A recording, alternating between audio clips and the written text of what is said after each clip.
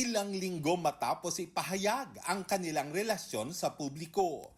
Hiwalay na sina Ace pa member Karina at South Korean actor Lee Jae-wook.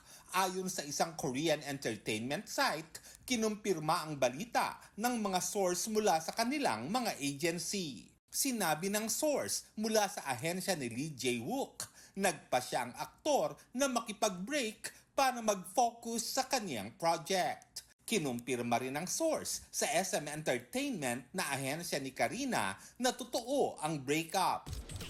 Opisyal nang nakapag-enlist sa military si South Korean actor Song Kang. Sa kanyang latest IG snap, ipinakita niya ang kanyang buzz cut hair.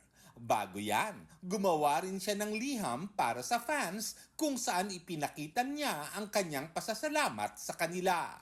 Nagbahagi rin si South Korean actor Kim Min-kyu ng kanyang buzz cut look. Handang-handa na ring sumalang ang South Korean actor sa mandatory military service. Nag-post din siyang nakasalute at sinabing magbabalik siya. Fresh from their Holy Week vacay, balik trabaho na sina Sofia Pablo at Allen Ansay. Game na game silang sumalang sa isang summer pictorial.